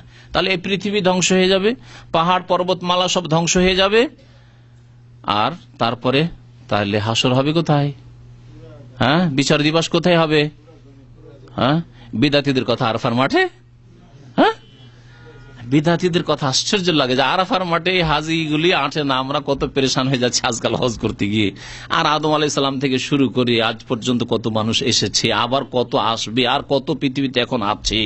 হ্যাঁ, মুমিন কাফের দিন বেদিন সমস্ত মানুষ, নারী পুরুষ সব কেউ হাজির হবে আরাফার মাঠে। হাসর হবে। জাহেলদের কথা না, জাহেল এবং বিদাতীদের কথা। তাহলে আল্লাহ পাক রব্বুল আলামিন নতুন জমিন তৈরি করবেন, এর প্রমাণ কোরআনে কারীম আছে। ইয়াউমা তুবাদদালুল আরদু গায়রাল আরদি ওয়াস সামাওয়াত, সূরা ইব্রাহিম আল্লাহ পাক ইরশাদ করেছেন ইয়াউমা তুবাদদালুল আরদু গায়রাল আরদ, সেই দিন বদলিয়ে দেওয়া হবে। তুবাদদালু চেঞ্জ করে দেওয়া হবে, পরিবর্তন করে দেওয়া হবে। আরদ পৃথিবীকে গায়রাল আরদ, এই জমিন ছাড়া, এই জমিন ছাড়া আরেক জমিন আল্লাহ পাক রব্বুল সৃষ্টি করবেন। ওয়াস সামাওয়াত, এই আসমান ছাড়া আল্লাহ পাক আর আসমান সৃষ্টি করবেন। ওয়াবারাজু লিল্লাহিল ওয়াহিদুল কাহার, আর সমস্ত লোক সেখানে উপস্থিত হবে আল্লাহ পাক ওয়াহিদুল কাহারের সামনে। বিচার দিবস সেখানে হবে। তো আল্লাহ পাক রব্বুল ইরশাদ করছেন যে যখন কি করা হবে?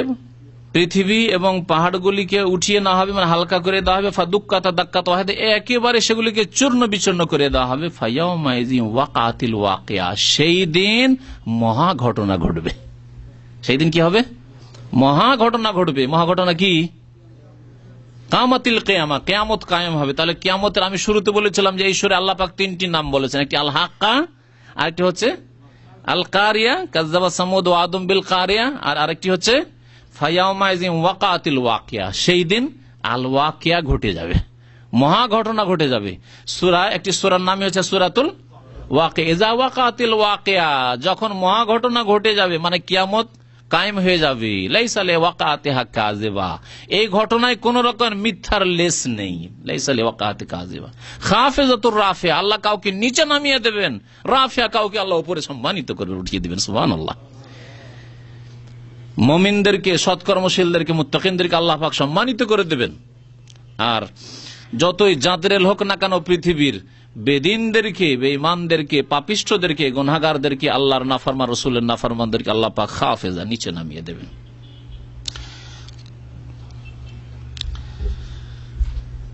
ওয়ানশাক্কাতিস সামাউ, তারপর আল্লাহ পাক ইরশাদ করছেন যে আসমান বিদীর্ণ হয়ে যাবে, আসমান চূর্ণ বিচূর্ণ হয়ে যাবে। ইজাস সামাউন শাক্কাত, একটি সূরা আছে, এখানে ওয়ানশাক্কাতিস সামাউ এই শব্দ দিয়ে বলা হয়েছে। ইজাস সামাউন ফাতারাত, ওর মানেও ফেটে যাওয়া। সুতরাং আসমান সেই দিন কি হয়ে যাবে? সেই দিন ওয়াহিয়া, একেবারে অস্তিত্বহীন হয়ে যাবে, অস্তিত্বহীন হয়ে যাবে। এই আসমান, যে আসমান এত শক্তিশালী আসমান, যে আসমান 500 বছর রাস্তা শুধু তার যেটা পুরোটা, এবং এক আসমান থেকে আর এক আসমানের দূরত্ব 500 বছর রাস্তা। নবী করিম সাল্লাল্লাহু আলাইহি ওয়াসাল্লাম হাদিসে রয়েছে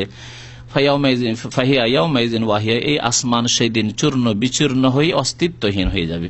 ওয়াল মালাকু আলা আরজাইহা, তাহলে ফেরেশতারা কোথায় হবেন? আল্লাহ পাক বলছেন ফেরেশতা তার আশেপাশে, আসমানের আনাচে কানাচে হবেন। আরজাউল বেলাদ মানে দেশের আশেপাশে বলা হয়। ফেরেশতাগণ হবেন আলা আরজাইহা, আসমানের দিগন্তে, ওয়াহমিলু আরশা রাব্বিকা ফাওকাহুম ইয়াওমাইদিন সামানিয়া, এবং হে নবী সাল্লাল্লাহু আলাইহি ওয়াসাল্লাম আপনার রবের আরশকে সেই দিন উঠাবে তাদের উপর, নিজেদের উপর কয়জন? সামানি 8 জন। কে? 8 জন ফেরেশতা। আল্লাহ পাক বলছেন ওয়াহমিলু আরশা রাব্বিকা, আপনার রবের আরশকে উঠিয়ে থাকবে সেই দিন তাদের নিজের উপরে, নিজের কাঁধে, সেই দিন সামানিয়াতুম মিনাল মালায়েকা, 8 জন ফেরেশতা। 8 জন ফেরেশতা আল্লাহ পাকের আরশকে উঠিয়ে থাকবেন, আসমান জমিন পৃথিবী সবকিছু ধ্বংস করে দেওয়া হবে। ইয়াউমাইযিন, সেই দিন, তুরাজুন, তোমাদেরকে আল্লাহর সামনে পেশ করা হবে, হাজির করা হবে। আরাজা ইয়ারেজু মানে পেশ করা। ইয়াউমাইযিন, সেই দিন তোমাদেরকে আল্লাহর সামনে, আল্লাহর দরবারে পেশ করা হবে। যারা পাপিষ্ঠ তাদেরকে আসামি হিসাবে পেশ করা হবে, আর যারা সৎকর্মশীল তাদেরকে সম্মানের সাথে, যেমন কোথাও আপনি ভিজিটে, বড় মানুষের ভিজিটে গিয়েছেন, আর গিয়ে যখন আপনি পৌঁছিলেন আর সেখানে আপনার পরিচয় লিখে পাঠালেন যে আমি অমুক ডিস্ট্রিক্ট থেকে এসেছি, অমুক জায়গা থেকে এসে অমুক ব্যক্তি বা অমুক ব্যক্তির মাধ্যমে এসেছি, এসব করেন না অনেকে? বড়দের সাথে দেখা করতে গিয়ে হ্যাঁ আসতে দাও, তাড়াতাড়ি করে আপনার জন্য অনুমতি হয়ে গেল, চলে গেল সসম্মানে। কিন্তু যদি আসামি হন তা আসামির মতো করে নিয়ে যাওয়া হয়। আল্লাহ পাক রব্বুল আলামিন দরবারে সেই দিন পেশ করা হবে। লা তাখফা মিনকুম খাফিয়া, তোমাদের কোনো কিছুই সেই দিন গোপনে থাকবে না, সবকিছু প্রকাশ পেয়ে যাবে। ভালো করেছো তাও প্রকাশ পেয়ে যাবে, কেউ জানতে পারেনি, অসুবিধা নেই। দুনিয়ার লোক না জানলে আকাঙ্ক্ষা করবে না যে আমার কিছু জানতো, আমি তাহাজ্জুদ পড়ি লোকেরাই জানলো না, আমি এত নফল রোজা রাখি লোকেরা জানলো না, এত আমি ভালো মানুষ লোকেরা জানলো না। না না না, আমাকে কেউ চেনলো না, কোনো প্রয়োজন করে না। যে আল্লাহ পাক তোমাকে প্রতিদান দেবেন, বদলা দেবেন, তিনি জানলেই যথেষ্ট। লা তাখফা মিনকুম খাফিয়া, আল্লাহর উপর কোনো কিছুই অস্পষ্ট থাকবে না, উজ্জ্ব থাকবে না। আল্লাহ পাক রব্বুল আলামিনের সামনে সেই দিন বিচার হবে। তারপরে লম্বা আলোচনা নতুন করে শুরু হচ্ছে। ডান হাতে দেওয়া হবে, বাম হাতে দেওয়া হবে যাদেরকে, তাদের অবস্থা কি হবে ইনশাআল্লাহ তাআলা আগামী সপ্তাহে সেই তাফসীর ইনশাআল্লাহ শুরু করব। আল্লাহ পাক রব্বুল আলামিন আমাদেরকে কোরআন এবং হাদিস বোঝার এবং তার প্রতি আমল করার তৌফিক দান করেন, আমিন ইয়া রাব্বাল আলামিন। দু একটি হাদিস এর সাথে সাথে আপনাদেরকে শোনাই এই অবস্থা সম্পর্কে। যা বলছিলাম, নবী করিম সাল্লাল্লাহু আলাইহি ওয়াসাল্লাম বলেছেন ইউরাদুন নাসু ইয়াউমাল কিয়ামাতি সালাসা আরাজাত, মানুষকে কিয়ামতের দিনে 3 বার পেশ করা হবে। সালাসা আরাজাত, 3 বার করে পেশ করা হবে আল্লাহর দরবারে। ফাম্মা আরাজাতানে, 2 বার আল্লাহর সামনে পেশ করা হবে। ফাজদালুন ওয়া মাআজির, আপোষে ঝগড়া কলহ করতে থাকবে, তর্ক বিতর্ক করতে থাকবে। এক আর একটি পর্যায়ে হবে মাআজির, ওজোর পেশ করতে থাকবে, অজুহাত পেশ করতে থাকবে। কেমন বুঝতে পারছেন? প্রথম যখন পেশ করা হবে, এই তোমরা ঈমান নিয়ে আসেনি কেন? বলবে মা জাআনা মিন নাযীর, আমাদের কাছে কেউ তো আসেনি, কেউ তো সতর্ক করেনি, আমরা তো আল্লাহ জানতাম না, রসুল জানতাম না, পরকাল জানতাম না, কেউ বলেনি। মিথ্যা বলবে, ঝগড়া করবে, বাদানুবাদ করবে। আর যারা বেনামাজি মুসলমান তারা বলবে আল্লাহ জানতাম না যে নামাজের এত গুরুত্ব, নামাজ না পড়লে মুসলমান হওয়া যায় না, জানতাম না। নামাজ না, অনেক ভালো কাজ করেছি, নামাজ না পড়লে যে জান্নাত পাওয়া যাবে না, এত বড় শাস্তি জানতাম না। নামাজের হিসাব প্রথম কাল কিয়ামতে হবে, আল্লাহ তো জানতাম না। এই যে ঝগড়া বাদানুবাদ করে কোন রকম মনে করবে যে তর্ক বিতর্ক করে যদি আল্লাহ ছেড়ে দেয়, যে দালুন এই বাদানুবাদ করবে। একটা পর্যায়ে আল্লাহর সামনে প্রথম পেশ, আল্লাহ তামাশা দেখছেন, আল্লাহ পাক বলা আপোষের ঝগড়া। তারপরে যেসব লোকদেরকে গুমরাহ করেছে, জনসাধারণকে গুমরাহ করেছে, ধর্মীয় নেতৃত্বে যারা আছে তারা, তাদের সাথে ঝগড়া আপোষে। তোমরাই তো এরকম করেছো, এই বিদাতি আলেমগুলি তো নষ্ট করেছে আমাদেরকে, কবর মাজার পূজা কে করিয়েছে? এই তো পীরেরাই তো করিয়েছে। এইসব ঝগড়া সহ্যে দালুন ঝগড়া শুরু হবে। তারপরে যারা আপনার দুনিয়ার নেতা, বাতিলের দিকে মানে মানুষকে লেলিয়ে দিয়েছে, আর সারা মেহনত, জীবনের মেহনত পরিশ্রম ওই বাতিলের জন্য হয়েছে, মানব বিচ্যুতি বিধানের জন্য হয়েছে, তাদের সাথে ঝগড়া, নেতাদের সাথে ঝগড়া। তোমাদের জন্য তো এইসব স্লোগান দিয়ে বাড়িয়েছি, আর মানুষের ঘর বাড়ি ভাঙচুর করেছি, আর মারপিট করেছি, আমরা এগুলো করতাম নাকি? আমাদের কি লাভ হয়েছে? আপনারা নেতৃত্ব দিয়েছেন, আমাদের কি হয়েছে? আপনাদের জন্য আজকে ফেসেছি এখানে। এই যে দালুন ঝগড়া, তর্ক বিতর্ক এসব হইতে থাকবে, একটা স্তর। আর একটা স্তর আল্লাহ পাক রব্বুল আলামিন যখন প্রমাণ করে দিবেন, সাক্ষী, অঙ্গ প্রত্যঙ্গ সাক্ষী দেবে যে আল্লাহ এ জানে যে না হারাম, নামাজের গুরুত্ব জানে, এ মুসলমান, শুনেছে, আলেমের বক্তব্য শুনেছে, কোরআন হাদিস পড়েছে, তার বাড়িতে কোরআন হাদিস ছিল, তার টাউনে বাংলা ভাষায় কোরআন হাদিসের তরজমা ছিল। এইভাবে অঙ্গ প্রত্যঙ্গ তার বিরুদ্ধে সাক্ষী দেবে। নবীরা উম্মতের বিরুদ্ধে সাক্ষী দেবেন যে আল্লাহ পৌঁছে দিয়েছি, ওই রকম যারা পৌঁছেছে তারা সাক্ষী দেবে, এলাকার আলেম পৌঁছেছি, তাকে জিজ্ঞাসা করো তুমি ওই গ্রামে বাস করতে, এদেরকে বলো নে নামাজের কথা, বলেছি। যখন সব প্রমাণ হয়ে যাবে তখন দেখবে উপায় তো নেই, সাক্ষী প্রমাণ তো উল্টো হয়ে গেল, আর তর্ক বিতর্ক করে তো লাভ নেই। কি করতে হবে তাহলে? মাজির, দ্বিতীয় স্তর, ওজোর পেশ করা, আল্লাহ তুমি মাফ করে দাও, ভুল করেছি আল্লাহ, বুঝিনি, আল্লাহ বুঝিনি, এত গুরুত্ব দিয়ে বুঝিনি, যদি এরকম বুঝতাম যে এখন বুঝছি তাহলে সব সংশোধন করে নিতাম। ওজোর পেশ করা, মাজির, দ্বিতীয় স্তর। এই দুইবার পেশ করা হলো। তৃতীয় স্তরে নবী করিম সাল্লাল্লাহু আলাইহি সাল্লাম বলছেন ওয়াম্মা সালিসা ফাইন্দা যালিকা, তৃতীয়বার যখন আল্লাহর সামনে পেশ করা হবে, এইসব হলো ঝগড়া বাদানুবাদ করা হলো, তর্ক বিতর্ক হলো, ওজোর পেশ করা হলো, ওজোর আর এখানে কবুল করা হবে না, ওর মধ্যে বলে রব্বির জীবন, আল্লাহ ফিরিয়ে দাও, একবার যেতে দাও আল্লাহ, দুনিয়াতে গিয়ে ভালো মানুষ হয়ে আসবো, নামাজি হয়ে আসবো, পরেজগার হয়ে আসবো, দান খেরাত করে আসবো, এইসব করবে। তৃতীয়বারে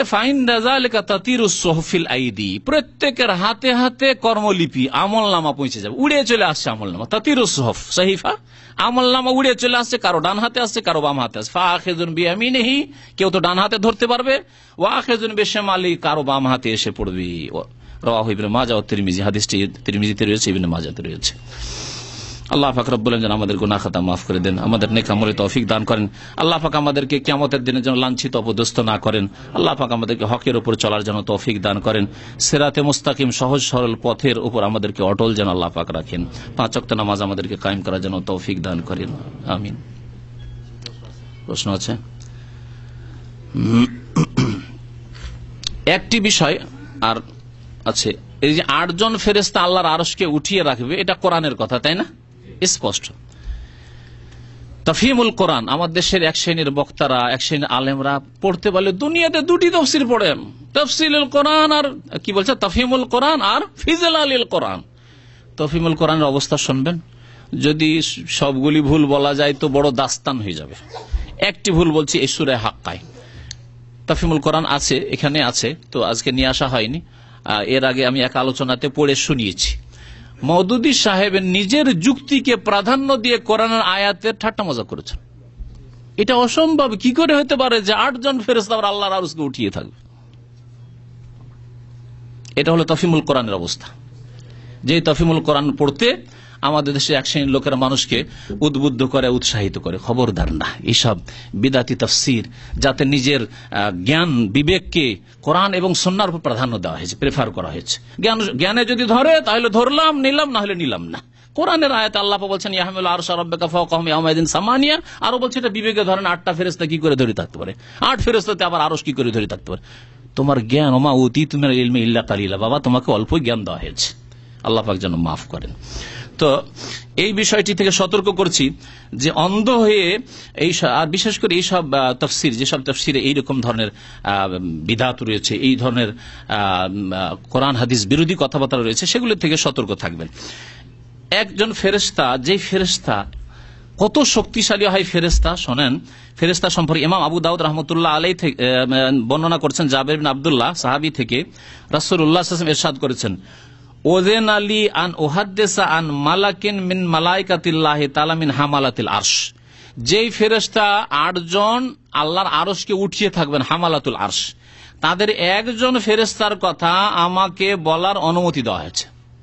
তার কতটা শক্তি, তার সামান্য কিছু কথা কি, আন্না মা বাইনা শাহমাতে উজনিহি ইলা আতিকিহি, তার কানের লতি থেকে, এটাকে বলা হয় শাহমা, শাহমাতুল উজুন, কানের লতি, যে নরম গোস্তটা, এই কানের যে লতি, এখান থেকে শুরু করে তার গর্দন পর্যন্ত, গর্দন কত দূরে আছে?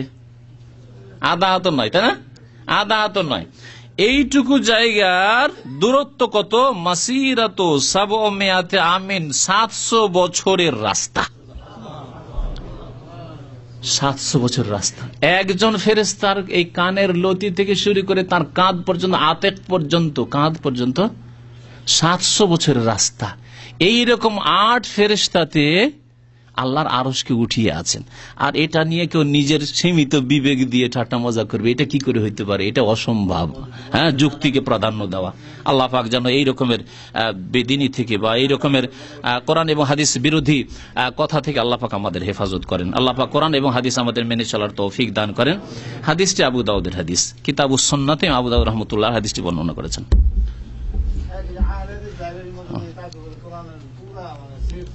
এরা পেটের ব্যবসায়ী, যারা তাফহিমুল বিদাতি কিতাব বিক্রি করে অথচ আকীদার দিকে নিজেদেরকে বলছে যে ভালো, এরা পেটের ব্যবসায়ী, এরা ইসলামের খাদেম না।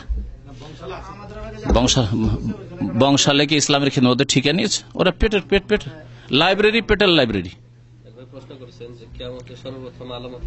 যারা বিদাতি কিতাব বিক্রি করে আর সুন্নতি কিতাব বিক্রি করে তাদের বলে তারা পেট পূজা করছে। আর না হলে যদি কোরআন সুন্নাহর খেদমত করে নির্ভেজাল কিতাব রাখবে। সৌদি আরবের ইসলামিক সেন্টারের লাইব্রেরিতে যান, একটিও কোনো বিদাতি কিতাব পাবেন না। যদি পেট পূজা উদ্দেশ্য হতো তাহলে যত বিদাতি কিতাব এনে ভরে দিতাম। কত কে চাইতে আসে মকসুদুল মুমিনিন, কে নিয়ামুল কোরআন, আর কে চাইতে আসে বেহেশতি জেওয়ার, কে চাইতে আসে আরো কি, ওইসব নিয়ে এসে ভর্তি করে দিতাম। লাখ লাখ টাকা ইনকাম হইত। কোরআন সুন্নাহর খেদমত আলাদা জিনিস, আর পেটের ব্যবসা করা আলাদা জিনিস। আর আহলে হাদিস ওইসব বলিয়েন, ওটা পেটের পূজা, ওইসব নাম বলিয়েন।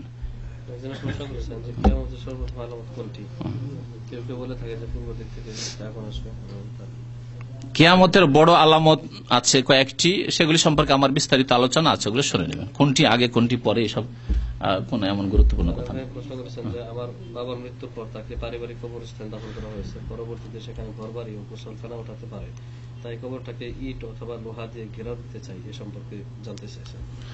কবরকে যদি হেফাজতের জন্য প্রশ্ন করছেন যে কবর পারিবারিক গোরস্থানে কবর দেওয়া হয়েছে, তারপরে ওখানে বাড়িঘর হয়ে গেছে, ভালো কথা, কিন্তু গোরস্থান আলাদা করে হেফাজতে ঘিরে রাখেন, নিচে থেকে বাঁধা নয়, কিন্তু যদি হেফাজতের জন্য ঘিরে রাখেন ইট দিয়ে অথবা কিছু দিয়ে তো ভালো কথা। কিন্তু কবরের উপরে এক শ্রেণীর লোকের আবার আজকাল শুরু করেছে, কবরের উপরে প্লাস্টার করে বেঁধে ওর উপরে ঘর বাড়ি তৈরি করা শুরু করেছে। এটা জায়েজ নয়, কবরের উপরে বসবাস করা জায়েজ নয়, কবরের উপরে চলাফেরা করা জায়েজ নয়, কবরকে আবাদ করা জানা সত্ত্বেও কবরকে আবাদ করাও জায়েজ নয়। কোরআন এবং হাদিসের আলোকে মাগরিবের পর যে 6 রাকাত আওয়াবিনের নামাজ পড়া হয় তার গুরুত্ব কতটুকু? মাগরিবের পরে 6 রাকাত যে নামাজ পড়া হয়, আর ওই নামাজকে আমাদের দেশীয় ভাষায় বিদাতের ভাষায় আওয়াবিন বলা হয়, ভিত্তিহীন। এই হাদিস প্রথম কথা জয়ীফ, সহিহ নয়, নবী সাল্লাল্লাহু আলাইহি ওয়াসাল্লাম থেকে প্রমাণিত নয়। 6 রাকাতের হাদিসটি আছে 6 রাকাত দিয়ে, আর আওয়াবিন শব্দ তাতে মোটেই আসেনি, ওই হাদিসে আওয়াবিন শব্দ আসেনি। সুতরাং আওয়াবিন নামটি যে রেখেছে এই নামাজের, সেটাও তাদের পক্ষ থেকে মন গড়া। তারপরে আওয়াবিন কাকে বলে? আওয়াবিন সালাতুল দুহাকে বলা হয়েছে, নবী করিম সাল্লাল্লাহু আলাইহি ওয়াসাল্লাম হাদিস আছে, এটি সহিহ হাদিস, সালাতুল আওয়াবিনা হিনা তারমিজুল ফিসাল, আল্লাহ ভীরুদের নামাজ বা আল্লাহর দিকে যারা ধাবিত,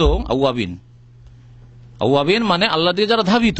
এজন্য নবী আইয়ুব আলাইহিস সালাম সম্পর্কে আল্লাহ বলেছেন ইন্নাহু কানা আওয়াব, তিনি আওয়াব ছিলেন, আল্লাহর দিকে ধাবিত ছিলেন। তো আওয়াবিনদের নামাজ হচ্ছে যখন উটের বাচ্চার পা রোদ্রের তাপে গরম হইতে লাগে। ওইটা কখন? মাগরিব পর।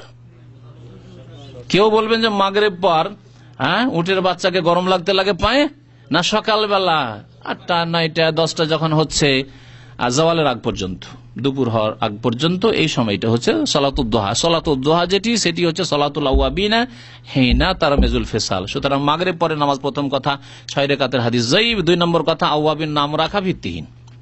তারা ভাই বলেছেন সফর অবস্থায় যদি প্রস্রাব করতে গিয়ে প্রস্রাবের ছিটা কাপড়ে অথবা শরীরে লেগে যায়, তাহলে পানি না পাওয়া গেলে এমন অবস্থায় নামাজের সময় হয়ে গেলে পবিত্র হয়ে নামাজ পড়ার বিধান কি? সফরে যদি থাকে কেউ আর যদি কাপড়ে পেশাবের ছিটা লাগে তাহলে কি করবে জিজ্ঞাসা করেছে? কাপড় বদলে নেবে। সফরে যদি কাপড় থাকে তাহলে কাপড় বদলে নেবে। কাপড় থাকা সত্ত্বেও নাপাক কাপড়ে নামাজ হবে না, কাপড় বদলাতে হবে। আর যদি কাপড় না থাকে, ওই একটি কাপড়ে আছে, এই অবস্থা যদি হয়, তাহলে দেখতে হবে যে 2 ওয়াক্ত জমা করা যায় কিনা। আমি জোহরের সময় দেখছি আমার কাপড়ে পেশাবের ছিটা লেগেছে। প্রথম কথা, একজন মুমিনকে পেশাবের ছিটা থেকে সতর্ক থাকতে হবে, কারণ এর উপরে কবর আযাব হয়, শক্ত শাস্তির কথা রয়েছে। আপনার পেশাব ছিড়বেই কেন? বসে যদি পেশাব করেন আর নরম জায়গায় পেশাব করেন তো ছিটার প্রশ্নে ওঠে না। তারপরেও যদি সতর্কতার পরেও যদি পেশাব ছিটে আসে, তাহলে দেখেন যে জোহরের সময় আমার এই অবস্থা হয়েছে, তাহলে আসর পর্যন্ত আপনি বিলম্ব করতে পারেন জোহরকে, কারণ জোহর আসর সফরে জমা করা যাবে। ওইরকম মাগরিবের সময় যদি হয়ে থাকে তো এশা পর্যন্ত বিলম্ব করে রাত 10টা সাড়ে 10টার মধ্যে আপনি মাগরিব এসে একসাথে জমা করে পড়তে পারবেন। এগুলি সফরে সুন্নত পড়া নবী সাল্লাল্লাহু আলাইহি ওয়াসাল্লাম সফরে জমা করেছেন।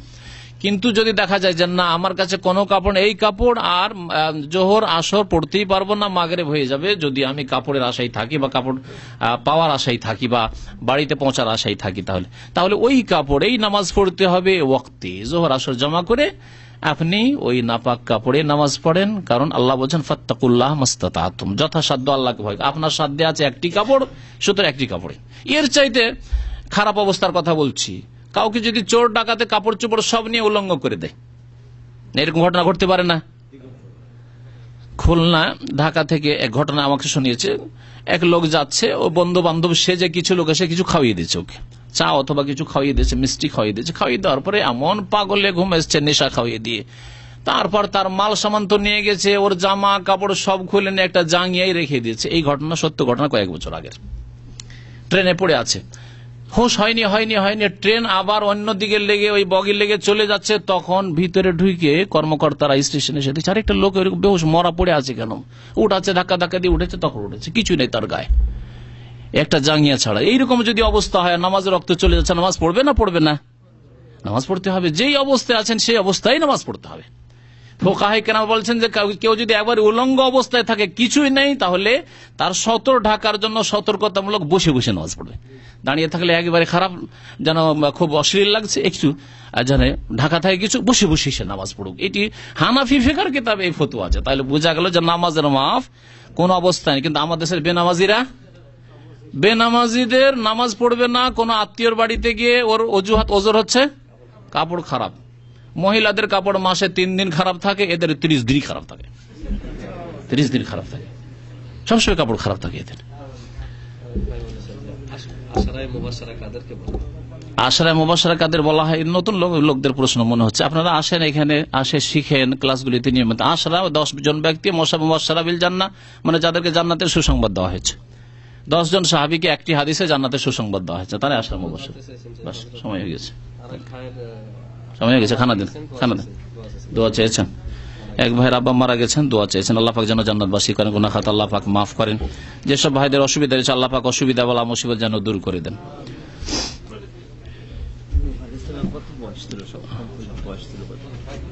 নূহ আলাইহিস সালাম, এই প্রশ্নের লাভ নেই, আপনার মতো মানুষ 950 বছর তিনি হেদায়েত করেছেন। নূহ আলাইহিস সালামের বয়স কত ছিল? আমাদের ভাই জিজ্ঞেস করছেন, আবু হানিফা সাহেব। 950 বছর তিনি নবী হওয়ার পরে হেদায়েত করেছেন, এটা কোরআনে আল্লাহ বলেছেন। 40 বছর বয়সে যদি নবী হয়ে থাকেন তাতে আরো লাগিয়ে নেন। তারপরে জাতি ধ্বংস হওয়ার পরে বেশ কিছুদিন বেঁচেছেন, সেটাও কতদিন ছিল আল্লাহ ভালো জানে, এটা কোরআন হাদিসে উল্লেখ করা হয়নি। তাহলে কমের পক্ষে 1050-এর কাছাকাছি ধরে